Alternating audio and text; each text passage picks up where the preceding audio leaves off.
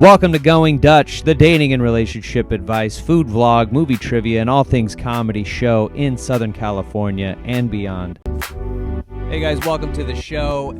Best show on the internet, Going Dutch. I'm Kane Holloway. I defy you to find a better show on the internet. I don't think you can. What are you going to go to all your streaming services? There's too much to choose from.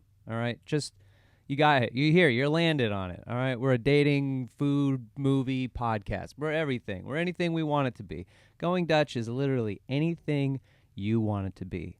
All right, we got a great show for you tonight. You guys, tonight. I'm recording tonight whenever you guys are listening to this. I'm a little rusty at solo podcasting. I haven't done a solo episode of really anything since, like, I want to say maybe 2015. Oh my God. When I moved to LA and then got my jaw broken. Story for another time. Also, if you're an old fan of mine or somebody who knows me and decided to start listening, you know the story. It's a long one. I'll cover it another time. It's baseball related, and I'm kind of in a bad mood because the Mariners just lost to the Blue Jays in the postseason. Their 7-game series. Killed it in Toronto. Two games in, winning. Then they come to Seattle and lose to the Blue Jays. I just got done watching it. They just lost. It's driving me crazy. It's the thing about being a Mariners fan, you guys, that people from Seattle will know this and know exactly what I'm going to say. At least I think you will be. It breeds humility. To be a diehard Mariners fan, it breeds the absolute humility in your soul. It creates a character that lets you know that, hey man, you don't got it like you think you got. In '95, we were on a run to go into the World Series, and we couldn't be more cocky. I drink your milkshake. That's the energy we brought. And then we lost. Joey Cora cried. My dad cried. I cried. And then we didn't see another playoff until 2001. This is how old I am. 2001 rolls around, and now we're like, all right, we're breaking records. We got the best team in baseball. Even people all over the country are saying, we're the best team in baseball. We got everybody. We got everybody that you would ever want to have on a team. Going to the playoffs, I remember watching it in middle school, just biting my nails, and we lose once again, now 24 years later. Right? Yeah, if I'm doing the math right. Several decades later, and here we are. We're so close to the World Series. We've never been this close to the World Series. And you don't, I don't know about you, but I don't talk shit. All right, there's a couple Seattle sports bars. I'm going to bring it up later in the show. And I go there, and, you know, the Seattle fans that I've been around, we don't talk shit.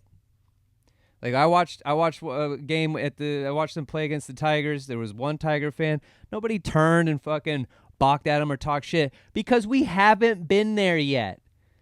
You don't talk shit when you haven't even been to the World Series. An insane thing to do. You see it happen, but that's the thing is there's just no guarantee. Being a Mariners fan teaches you the most crucial thing about life is that there's just no guarantee. There's no safety net. And you just hope and pray. You pucker up your butthole and you hope and you pray. We're going to get right to our first segment. I'm really I posted out to Going Dutch Comedy on Instagram, and you guys a couple of things. I asked for some dating questions, and I asked for a little game I like to play when we do our live shows. It's called Would You Still Date Them If? Got a couple in there. First dating question, our only dating question that we got in, and I just love this one so far. This is coming from Happy Valley Comedy, a buddy of mine out in Utah. We're going to be doing Going Dutch live show in Utah. And he sent one in. He said, when is it okay to start doing freaky stuff when you've also dated their friends?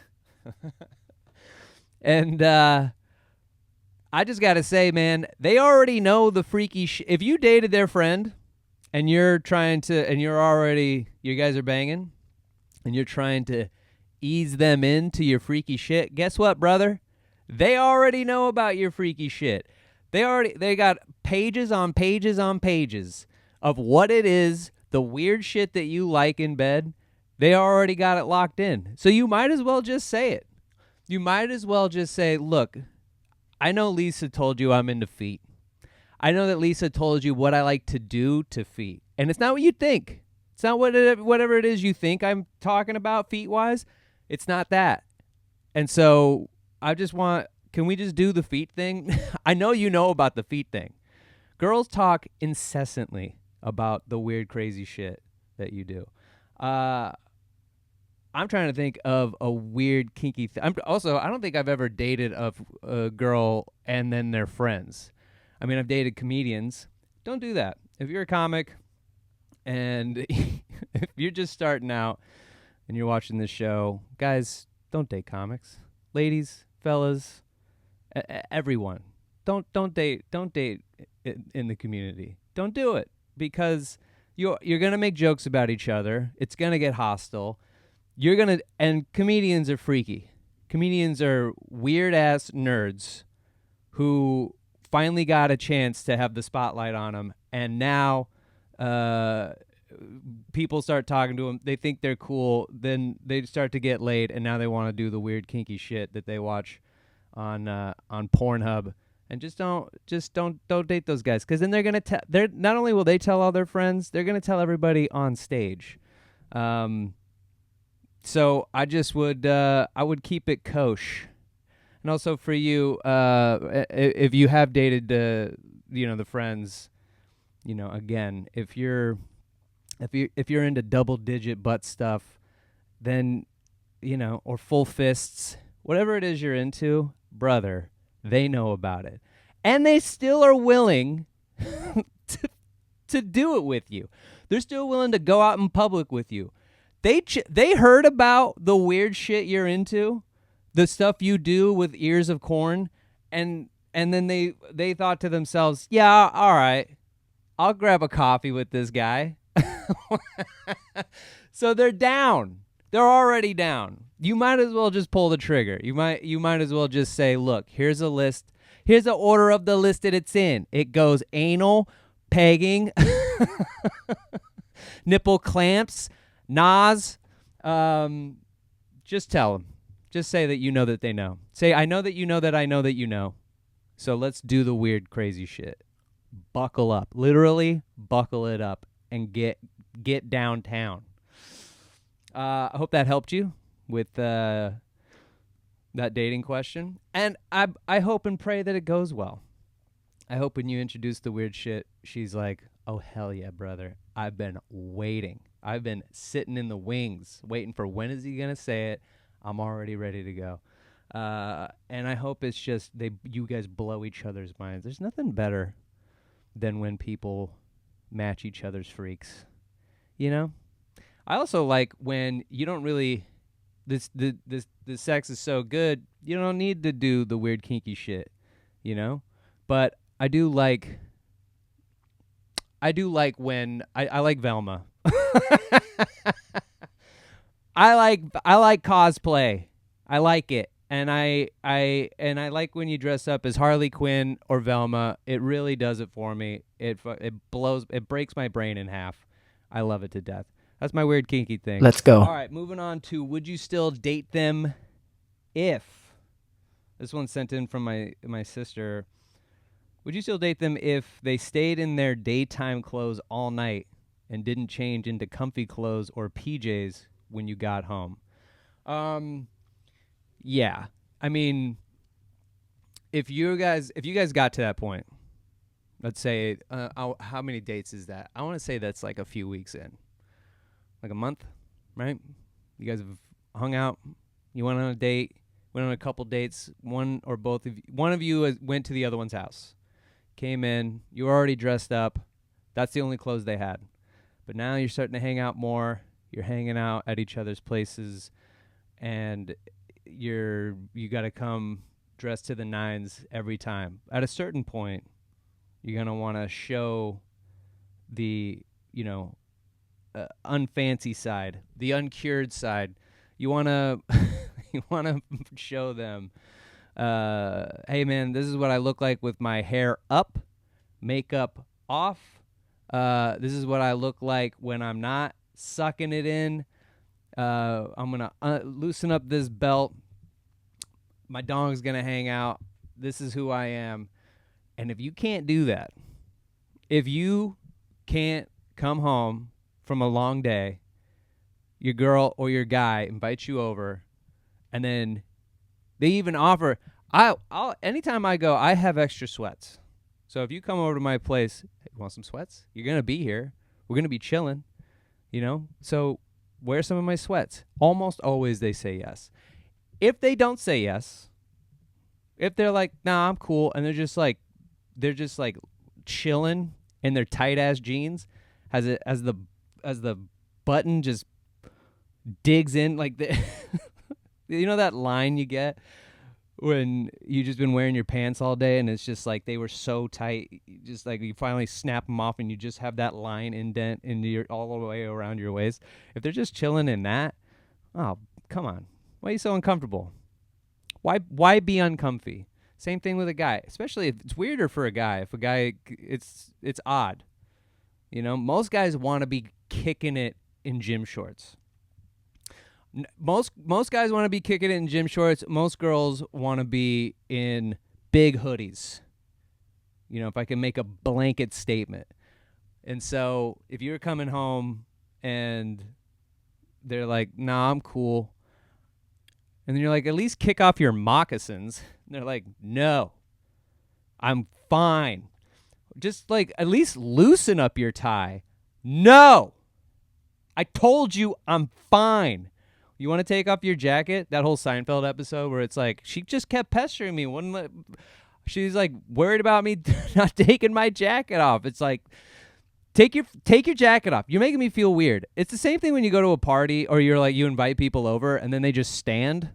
There's plenty of room to sit, plenty of room, and they still stand. It's like, why are you standing? You're making me feel like if you walk behind me, you're gonna use chicken wire and choke me out. You're here to execute me. Take your shoes off and sit down because you're freaking me out. I don't like it. Same thing. We're here to chill. We're gonna be watching movies or the Ed Gein Netflix show. So just put some sweats on. Be chill. Let me see your hog. All right? Let me see the outline of your hog in your gray sweatpants. And that's what I want, because the more comfy you are, oddly enough, the higher percentage it is that you're gonna fuck. I don't know why that is, but that's just how it is. That's just how we roll as human beings. You want to be comfy, and then somehow you're turned on. You can't help it. So, yeah, no. If they don't want to put on sweats and, like, weird, crazy socks or just, like, really fuzzy, comfy socks, I'm not dating you. You're making me feel weird. All right, next one comes from North County Gamers. They're a millionaire, but they also have 2 rows of nipples like a farm animal. Would you still date them? North County Gamers, the dude I do that with, I do the No Scope comedy with. If you ever watched Connor Costello and myself play video games. It's the spooky season! Oh, my heart, my chest. Oh, my God, I got palpitations. Scared. I got so scared. This is my favorite time of year, ladies and gentlemen. A lot of people are like, Kane, what's your most basic bitch trait? It's this. Kane Halloween. I love Halloween. I love fall. I love everything about it. I love the pumpkin spice. It's officially fall today. That's great. Is it not? I don't know. Fall equinox was today. Wow. Well, when this comes out, 11:19 a.m. PST. When this comes out, we'll be deep into fall. So deep. But we'll be falls deep.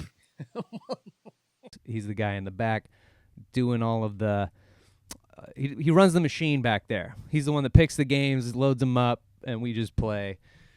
So, and we're just now becoming friends. That's what I like about this dude is like I'm slowly getting to learn about him, and he watches a lot of my stuff on social media, and he's a good dude, and he and so like, but he seems like a real straight-laced guy.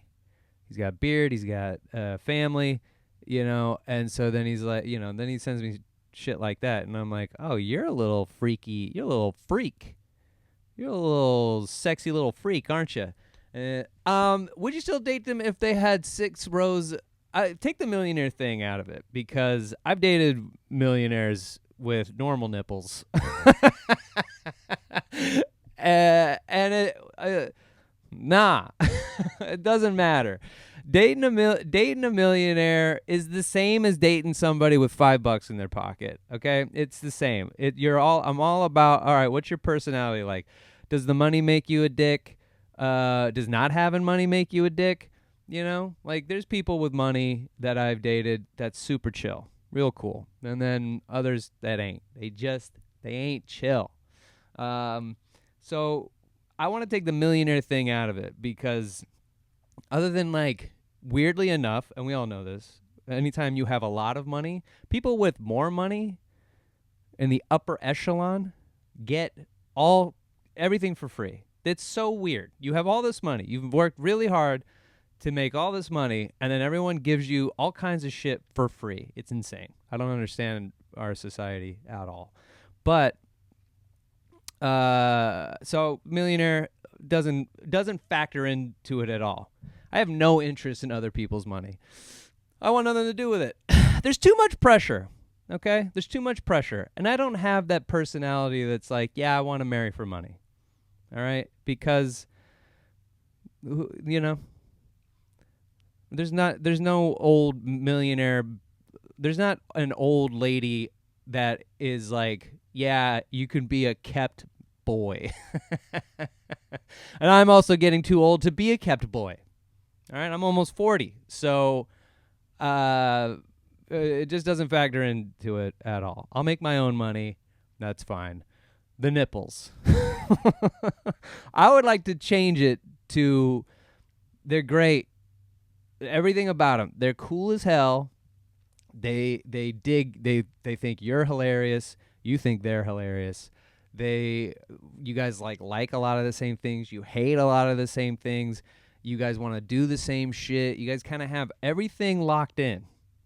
And also, she's telling you she'll do all the crazy, kinky, freaky shit she's heard her friends tell that you were doing.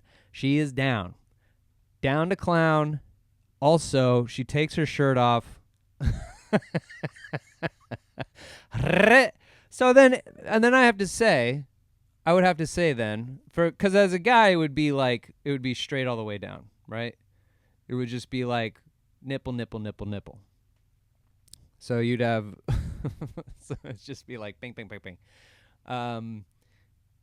But for ladies, would it be then like 3 sets of tits? Would they be all the same size? And do you give them each a bra? And also, you would notice that. Like at a certain point, you'd be like, hey, why are you always wearing ponchos? What's going on? What's going on down here? And then they show you they have 3 sets of breasts, 3 sets of nipples, but God, they're cool as hell. I don't know. Then it just becomes a materialistic thing. But I'm a boob man, so I'm going to have to go with yeah. If they're chill as shit, if they're the coolest girl out there and they got 3 sets of tits, a Total Recall thing, like a somewhat Total Recall. I get to date the chick from Total Recall, but instead of 3 tits in a row, it's 6 tits. I'm saying tits a lot. Yeah, I would date them. I would date him. All right. Moving on to the last one. This one comes from Luis Alvarado. He said, would you still date them if they only go in raw? All right. Yeah. I don't know.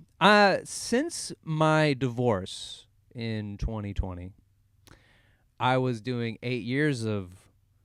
Well, I was doing 8 years. I was doing like a handful of years raw. Birth control. And all the tests that you do to then say like, I'm clear to play. And then she got off the birth control, and then it was Condom City. And that sucked hard. Now, the thing that did surprise me about the dating scene after we broke up was how I never, and I thought I would hear this often. I thought as soon as I was like dating, like started to date someone and we got to that point and we were fooling around, she would pull back, because you see it in movies all the time. You see it in movies. And after dating someone for 8 years, I'm like, I don't know. I don't really know what the scene is like. I don't know what the dating scene is. I don't know how people are. I only know her body, her, like, what we like, what we do, yada, yada, yada. So then I thought, now that I'm in the dating pool, doing, once we're getting into it, I'm going to constantly hear, do you have a condom? Do you have protection? Do you have some protection? I thought I would hear that every single time. I didn't hear it once. Not one time. I was shocked at how I never heard it. It was insane. I'd be with a girl, clothes would come off, and next thing I know, we're going. And every time I'm like, we didn't chat. And then we'd split up, and then you go get checked, and then you cleared to play. And those checkups every single time. No, I'm not necessarily. I don't. Of course, like everybody, I don't want to wear condoms, but well, if no one cares, then I'm not gonna bring it up. That's like stumbling upon a bag of money in your living room. What am I gonna go? Turn it into the authorities? No, I'm gonna lock my door and find a good hiding spot. Same thing with this. I'm gonna be grateful. I'm not gonna look a gift horse in the mouth. And then, just like that old Patrice O'Neal joke, please God, just not AIDS. So yeah. Given my track record, yes, of course I would date them. I would still date them if they only went in raw, because my track record is I'm the guy that only goes in raw. But so down for a conversation. Anyway, moving on. I'll be right back.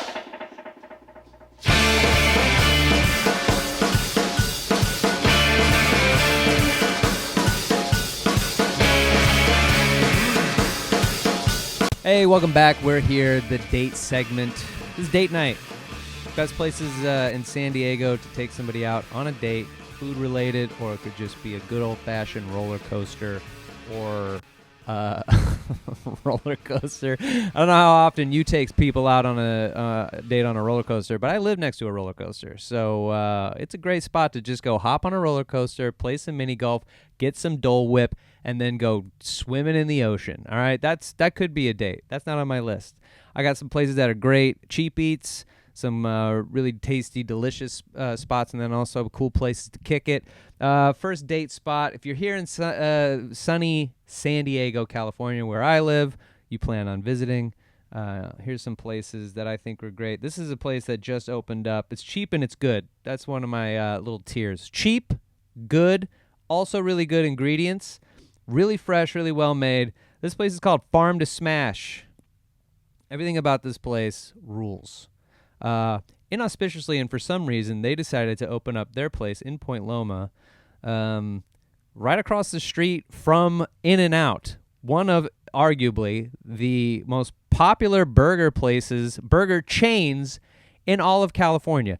It is so popular, there is lines around the block every single night. All day. all day, no matter where you go in California, there's an In-N-Out. And I'm going to say it's in the top tier of the upper echelon of fast food joints. All right? And that's the big boys. You got McDonald's, Taco Bell, I was going to say Arby's. Is Arby's it? I don't think Arby's is it. I'm going to be honest with you guys. I don't think it is. Roast beef sandwiches, yuck. All right, we're already playing pretty fast and loose with the food we eat in this country. Like, you know, I could do a total pass once over for places like McDonald's and Taco Bell especially. I mean, Taco Bell, there's a whole article. Everyone knows it. There's an article that came out that said that Taco Bell's meat, it's 40% meat. 40%. It should be 100% meat, but it's 40%. I still eat it. And you know what? It's not even good every time. That's what's shot. I keep eating it thinking it's going to be good like it was good back in the day when I was a kid and fast food was one, the only thing we could afford. And also it was good. At least I thought it was. And then there's like days where, you know, it's late night. I stay up late. I'm a night owl. Doesn't matter how old I get. I'm up late and I get hungry. I get hungry late. I eat late. I'm one of the only person in their late 30s that eats late. I once suggested to a buddy after a show who's the same age as me. I was like, yo, you want to grab some food? It was 9 o'clock. It was 9 p.m. And he goes, you're going to eat this close to 10 o'clock? I'm like, Jesus, Grandpa. Yeah, I'm fucking hungry. What the fuck? You don't want to eat right now? You're not hungry at all? And he's like, nah, it's too late. I'm like, ugh, God, no. Hang on to your youth. Look, I know that our metabolism is pretty much shot to shit, and it takes everything in us to just stay as trim as you humanly possibly can. And so a lot of people, my family included, they don't eat past 8. And it makes me so sad as a person who doesn't have a family and just basically is a joke teller for a living. I'm a clown who creates a lot of shit late at night. I get paid to play at night, and then I go home and I'm starving. I sleep until 11. I'm still a big giant kid. So when my contemporaries are like, what? Brother, it is 8:30. I'm like, no, you're wrong. All right, go get a fucking hamburger with me right now. I don't care if it's 2 a.m. Wake the fuck up and come grub with me. Stop being a loser. All right, we're not old men yet. I know we're there. I know we're getting old, but like, pull it back. All right. So look, that was a whole tangent. Farm to Smash is really incredible. Their ingredients are really, it's in the title. It's farm raised beef. It's all of the vegetables are really crisp, delicious. They do their own In-N-Out style fries. And they have like really good sauces. They have like a big array of sauces. Their milkshakes were sick. It's a really great spot. This is a spot, even though the ingredients are good, and I didn't really feel, I ate a lot, and I didn't feel like gross full afterwards. But I will say, this is you weren't planning on fucking spot, because you're still eating greasy hamburgers. So, you know, don't expect that this is a lunch date. This date, you go, you're grabbing a really delicious bite for lunch at midday, but don't plan on smushing when you're done, unless you're an absolute monster. And I know a lot of guys like that. I used to be a guy like that, but just don't. All right, Farm to Smash, insane. Point Loma, check it out. Next spot. This is a little more fancy, but also cheap and good. This is a spot. It's called. I got it right here. Ironside. It's in Little Italy, and they have a happy hour that's 3 to 5 dollar oysters. And I know you're probably thinking, if you're not even an oyster fan, and if you are an oyster fan, you're like, yuck. Because I don't know how you feel. I feel like when you know there's the dollar menu at your fast food place, I feel this way, even though I'm one of the people that's like, yeah, I have $1. I should probably use it to eat a cheeseburger because I'm starving and poor. But I don't think food should be $1. I think I need it to be at least over $5 for me to feel comfortable with what it is that I'm putting in my body. But this place, they still have really good. But it's the only thing on the happy hour menu. So if you're a really big oyster fan, which I have become, I used to hate oysters, and then I started going on oyster dates, and the next thing I know, I fucking love them. I love the Tabasco sauce, squirts a little lemon, a little pickle, au jus or whatever the shit that is. I'm not a foodie, all right? I know what I like. I like to eat. I like good food. But I don't know the names of stuff. So I hope you're not watching this going like, this guy doesn't know his shit. I'm not a chef. I don't know anything. I don't know a lot about food. I just know it tastes good. And that's what this is. This place rules. This place is also super cool. Everyone there is dressed like the bear. Like everyone in the kitchen in the show The Bear. Everyone's dressed like that. But then they're also like wearing neckerchiefs, like they're pirates. Every guy that works there has like a full pirate beard, and they're all huge.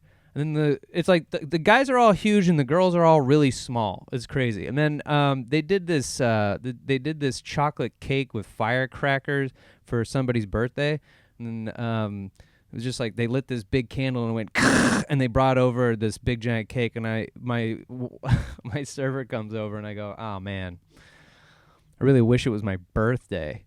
That looks amazing. Next thing I know, she brings me over a birthday cake. She started singing happy birthday to me. She was so cool.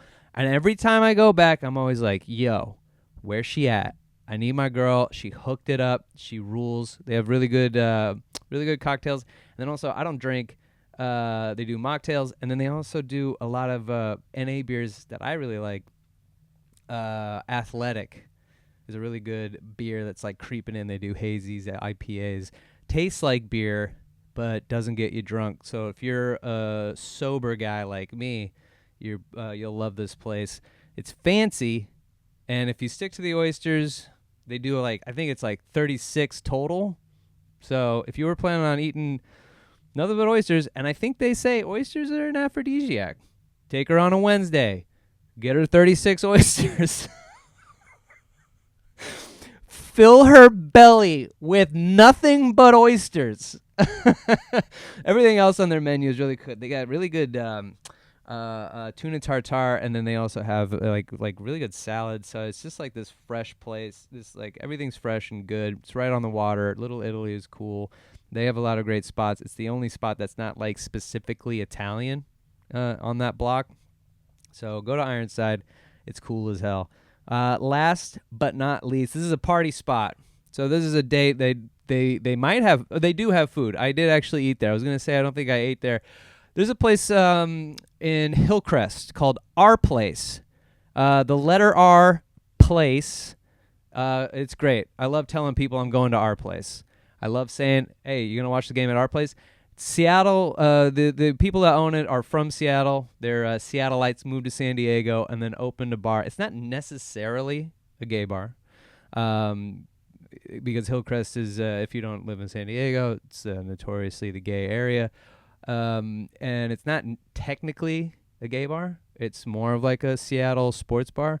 But there was a bartender there who... And if you have listened to me for as long as I've been doing stand-up, you know that one of my big gripes with the gay community is they don't hit on me. They don't give me the time of day. And it makes me feel real ugly. It makes me feel real sad. It's like, hey, take a shot, all right? I don't understand. You're making me feel real bad about myself. I feel like the ugly duckling. I rolled into Our Place first time to watch the Mariners in their postseason run against Detroit, and one of the bartenders was like, "Whoa, this dude in this like crop top, long black hair. He looked like Eugenio Suarez. He looked exactly like him. Little nose ring, which I was like thinking, oh man, maybe I'll get a nose ring. But as you get closer to 40 and you're just now getting a nose ring, I feel like everyone's gonna talk about it, and they just won't accept it. If you do that shit at 21, everyone's like, "Ah, yeah, all right." But I'm gonna get a nose ring at 39. What am I, fucking insane? Anyway, he goes, "Whoa," to me. You're a hottie, and you're not even my type. And I was like, "Oh, that's so nice of you to say. What typically is your type?" And he's like, "Huge black guys." I was like, "Oh, I could see how you'd be also attracted to me." And then he laughed and I laughed, and then I was like hoping for more, and then he goes, "What can I get you?" And I was like, nah, that was it. That was as much as I was going to get. I thought he would probably push a little bit more, but to my detriment, all of my gay friends have always told me, "Guy, you're just too straight presenting." And look, I even got my nails painted. For everyone watching this, not listening to this, I painted my nails red, all right? And I know that that's a stereotype, and I'm leading into stereotypes, but I can't help it. Hey, somebody try to bang me just so I can say, "No, thank you, I'm straight." Everyone just assumes. It's very upsetting. I've talked about this ad nauseum.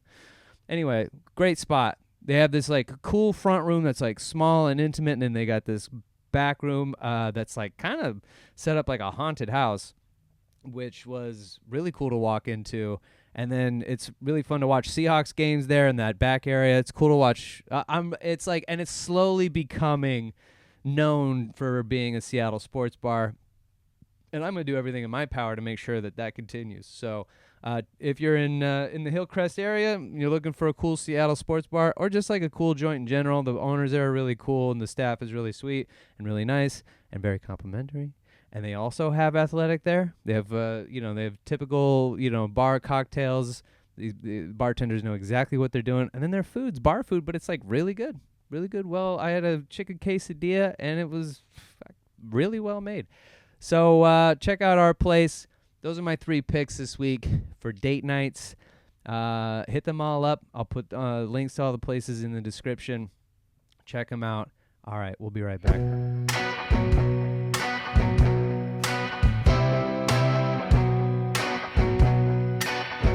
Welcome back. It's movie night. We're in the movie night segment. This is where I tell you about what movies I think you should be watching.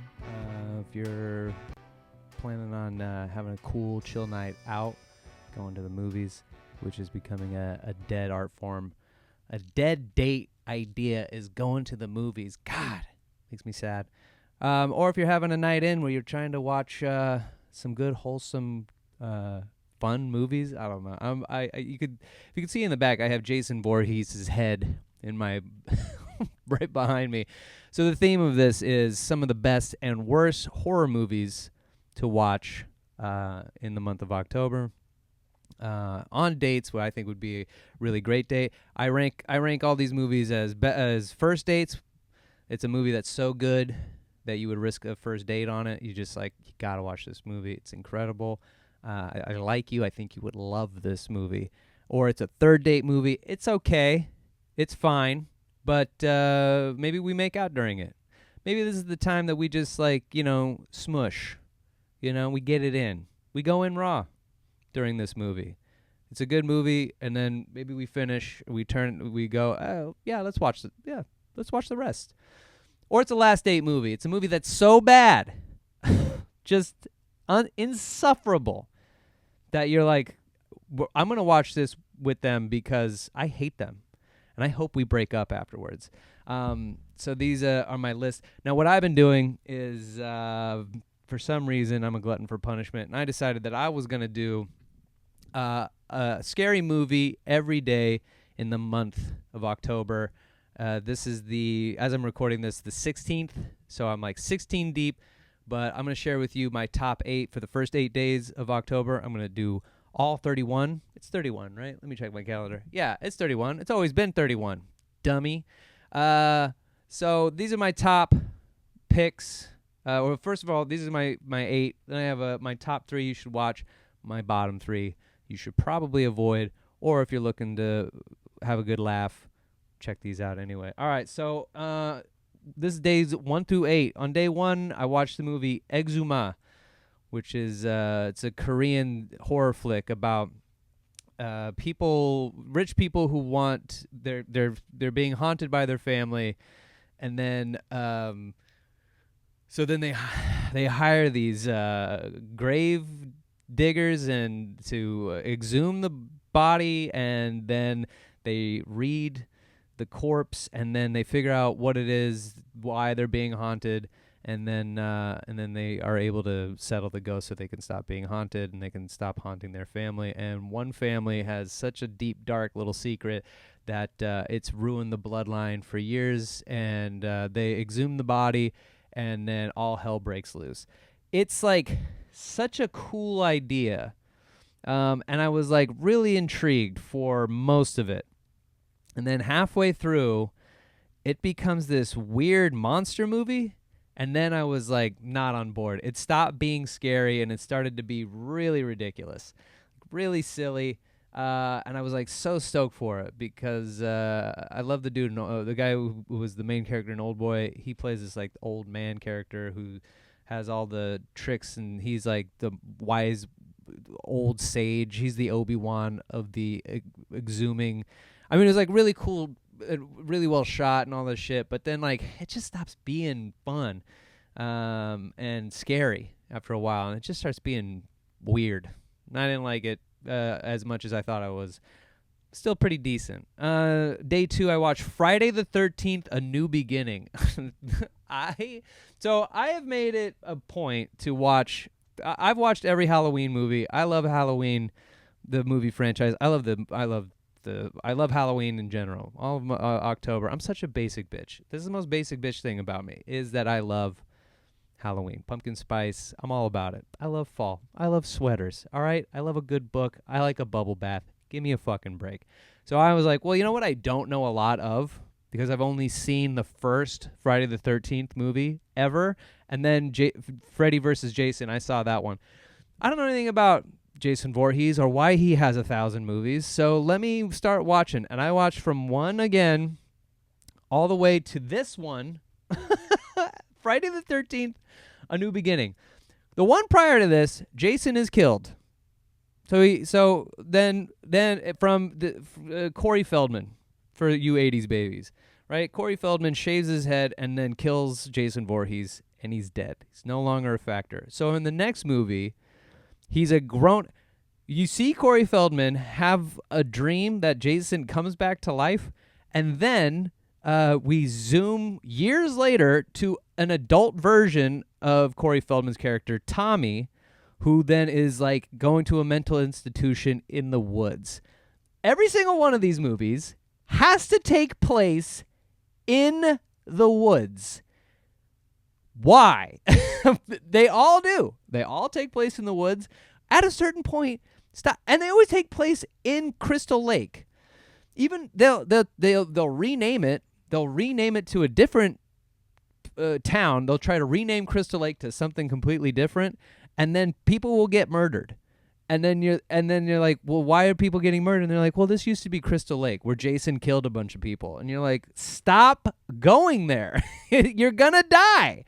But there's a mental institution in the woods. And then Tommy he's having a mental breakdown, and he thinks that Jason is running amok. And he is. Jason's there in his hockey mask, full glory, going around running amok. And this is an insane movie with the dumbest twist I have ever seen in my life. First of all, I don't know if you guys want to see it. I won't spoil it. Go watch it, but it drives me crazy. It drives me nuts. I don't understand how and why this is a franchise. I don't get it. It's insane. I'm about to watch Jason Takes Manhattan, the 8th movie in the franchise. He's finally out of the woods. Literally. He's going to the metropolitan area of New York City. I have no idea what's going on or what's going to happen. Obviously, I've never seen the movie, but I can't imagine it's going to be good. And then after this, the next one is Jason goes to hell. So for 7 movies straight, he's just in the woods, killing campers and hot college co-eds who are banging in tents. He's just mowing them down. Then he takes one little detour out to New York City, and then his next pit stop is fucking hell. And you know where he goes after that? Space. God. And this one, yuck. All right, moving on. Number 3. Late Night with the Devil. This one I thought was going to be, again, I thought it was going to be like really captivating and cool, but there's something weird about the acting in it. This movie is about how like a rivaled late night talk show, like a Johnny Carson rival late night talk show, was like losing steam after the talk show host wife has died, and so then his ratings start to take a dip, and so then he decides that he is gonna interview a possessed girl, and I'm like, okay, I'm like everything about the concept is like, all right, cool, like and it's all like found footage in the, like, you're watching an unreleased episode of this talk show, so it's like a really cool version of a found footage movie, but then it's like all the acting is, the comedy's bad, because here's the thing, writing a movie about comedians doing comedy is really hard because it's made up people. Writing material for a fake stand-up comic is almost impossible because they're not real.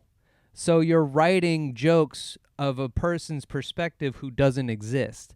Same thing. This is the same concept. So the jokes don't land for me. And I think it's supposed to be campy, but then when they go off, like when they go to commercial and then they cut to this black and white footage that somebody's filming them, like have the behind the scenes, even then the acting is very strange. The writing is very weird. And then like the whole possession thing is just like, it's kind of lackluster. I was pretty disappointed by it. So far, my list is movies I'm not really digging. You might like it better than me. It might be a good. You might dig it better than I did. Let me know. It's on Disney Plus. Go check it out. Also, all the Jason movies are on Paramount Plus. Eczema I had to rent on YouTube. And okay, Terrifier, which is on Peacock. I tried to watch this. That's number 4. Day 4, Terrifier. And I turned it off.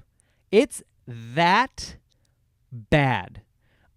It's very indie. Like, no money indie. But the acting is incomprehensible. And the clown, I mean, I guess I understand why it's so popular. Because of the way I can understand that his look is like, okay, that's creepy and that's like a good costume. Like the costume they made, because there's not a lot of like original slashers that are coming into popularity now. That's like kind of died off. So the fact that this is a thing, like the opening sequence is so disgusting that I'm like, okay. And it's not even, the Terrifier isn't even the one who did anything. And it's still like the opening of that Terrifier 1, I was like, ugh, gross. So then it keeps going, and it's this whole night out on Halloween. These girls are getting a slice of pizza, and Terrifier comes in to bother them. One of them is concerned about their safety. The other one could not care less. And he is clearly creepy as shit. And then he does some really, and I was in the middle of eating, and I'm already like halfway. I already have one foot out. I'm like, if this gets any grosser, I'm going to turn it off because I don't like anything that's happening right now. Nothing is enduring me to these characters. The characters you're supposed to root for are being really dumb really fast. So you don't even get a chance to like them yet. So and the acting sucks. So I'm like, I'm hanging on by a thread. And then he does something disgusting in the bathroom and they kick him out. And then they show it. And I was like one bite in and they show it. And I'm like, all right, fuck this. I turned it off. I gave it 1 star. I think I gave it half a star. on my letterbox, which you should follow. I'll put in the link in the description. Couldn't get through it. That's probably the worst one on my list. Night 5, I watched Vampire's Kiss. Vampire Kiss is Nick Cage at his most insane. I've never seen it. My friend Sarah Hirschberger, comedian out here in San Diego, she suggested it as one of the movies I watch for this series that I'm doing. And it's all over the place. I had no clue what I was watching, but it is the most intriguing movie on this list so far, because I think Nick Cage is about to be bitten by a vampire, or he gets bit by a vampire and then he's becoming a vampire. Turns out it's all in his head. And then just the strangest series of events happen through this movie. I don't want to say any more, because you're like, this is American Psycho. Vampire's Kiss is American Psycho before American Psycho. But you couldn't stop laughing at what Nick Cage was doing. His acting was completely random. So random. The way he was talking through the whole thing, he puts on this like semi-British accent, but it's not really British. It was fucking bizarre. One of the craziest movies I ever seen, I think, is Vampire's Kiss. And I didn't even know how to start. I think I gave it 2. I don't even remember. Okay. Number 6, Train to Busan. This is a zombie movie. It's on Netflix. You could check it out. A zombie outbreak happens all over the world, but then you follow these characters who are stuck on a bullet train to Busan, and it fucking rules. It's my top pick in this one, if you can already tell. It's like the only one that was really doing it for me. It's really action-packed. It's so good. And it has like a typical story of like a dad who is more wrapped up in his work than he is in his kid, and then a natural disaster happens, and he is now forced into a situation to be a better dad, and he learns and he grows and yada yada yada. All that is in there, so you care about the characters, you care about some of the people, and then they put in new characters that then they do a really good job of getting you to like them, and you hope that they don't get bit and or die. And it's action packed. It's everything I wanted 28 years later to be, and I put it in my top 10 zombie movies of all time. All right, moving on. Number 7, Stir of Echoes. Stir of Echoes, old Kevin Bacon movie from the 2000s. I say old even though I'm from that time. From the 2000s, Kevin Bacon's Chicago grunt pipe worker guy. I don't know exactly what he does. We never see him at work. Anyway, he has a small kid and a loving wife, and they live in this like cool block. They rent a house from these people who like want to have like this like really tight knit cul-de-sac, and they throw like 6 block parties throughout this entire movie's run. It's crazy how many parties they go to in this movie. And then he gets hypnotized at one of the parties, like at the very beginning, and it opens a door for him to communicate with the dead. And then it becomes this mystery as to what he's being told, why he's being, why he's able to hear him, and what the ghost wants. And then it becomes this really cool mystery. I love this movie. I've always loved this movie. I think it's incredible. I've seen it before many, many times, but I wanted to watch it again for this one. I haven't seen it in a while, and it still fucking holds up. This one rules. All right, last but not least, Arcadian. This is a movie that's on Disney Plus, Hulu, whatever. If you have the Disney Plus Hulu package, my sister has it, and I use her code. I have I have my own profile setting up there, and you can't have mine. But you should get a sister who has Disney Plus and then use theirs, because that's what I do. Anyway, so Arcadian is another Nick Cage movie.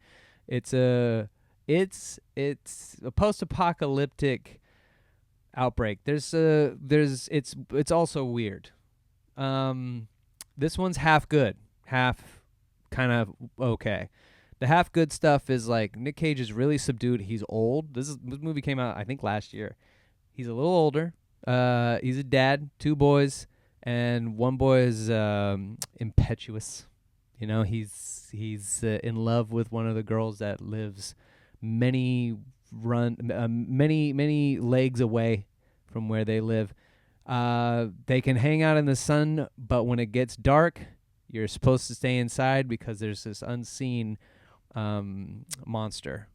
And then there's like this really cool scene, this like really sweet, well done scene where one of the son, the oldest, who is in love with one of the girls in the movie, they do this cool scene where they go, let's play what happened to how the world ended. It's called Bad Apocalypse, I believe. And then they have 10 seconds to say how the world ended. And it's like exposition of like telling you how the world ended, but then it's like her turn, she does it. She says a version. Then it was his turn, and he says something completely different. So you don't have like a real clear-cut idea of what happened to make the world end. You just know that the world's kind of over, and the survivors have to fear this underground monster. And then you finally get to see the monster, and it's fucking crazy. They are insane, and I wouldn't expect anything less from a Nick Cage movie. They are truly unlike anything I have ever seen in an apocalypse movie. They're gross and weird. You gotta watch it to know what I'm talking about. I can't explain it. They're like hairy spiders, but they're not, with horse faces. You just gotta watch it. But also, it's like some of the story, some of the things they do, you're like, you're not doing what a normal person would do in this situation. You're actually actively you're trying to die. And characters are also like out of nowhere really evil, even though they never showed signs of it. And were some of them barely on screen, and all of a sudden they're just like evil. So there's like tension that is happening that you don't feel like has really been built to, but the tension is in when these monsters do show up. So it's like half good. So I'm going to say, here are my top 3. Top 3 is Train to Busan, Stir of Echoes, and I wrote down Late Night with the Devil, but now I think I'm going to walk that back. I think I'm going to go yeah, I guess it's Late Night with the Devil. No, yeah. Train to Busan, Stir of Echoes, Late Night with the Devil. Those are my top 3. Train to Busan, that's a first date movie. Stir of Echoes, first date movie. Late Night with the Devil, third date movie. My bottom 3, Vampire's Kiss, Friday the 13th, A New Beginning, and Terrifier. Vampire's Kiss is a third date movie. Friday the 13th, A New Beginning, last date movie. Terrifier, last date movie. I don't even know how it ends, but I know that if you want to break up with somebody, this is the movie you watch. Those are my picks. Thank you guys so much for watching the show. You can follow me and all my stuff if you're at all interested in seeing upcoming shows that we have. I am going to be doing a live Going Dutch show with very funny comedians from all over the country at a spot in North County, San Diego called Weir Beer. I've done shows there before. I'll be doing some more shows. I'm going to have the owners of Weir Beer on the program. November 14th. Tickets are also in the link in the description. You can follow me at Kane Holloway, and you can find the links there. We'll be posting clips and my rankings and all my shit, all my reviews, my date spots, all of that at Kane Holloway. If you're interested in my other podcast, No Scope Comedy, it's a mostly video podcast as of right now, where me and my buddy Connor play video games with North County gamers, and it's just good old-fashioned fun. We're just having a good old-fashioned good time. I love doing the show. And then also in November, late November, I'm going to be doing a show in Utah with Happy Valley Comedy and my good buddy Short Jake, who's been on this podcast before as my co-host before he moved to Utah. So a lot of cool shit coming up. Thank you guys for checking it out. This was my first solo episode back after just not doing it at all for so long. I said I would never do it again because doing a solo podcast is hard as shit. And then I got a bug up my ass and I was like, nah, I really want to do this show specifically. So I hope you guys enjoy it. I had a lot of fun. Thank you guys for checking it out. I'll see you guys next week. All right. Goodbye.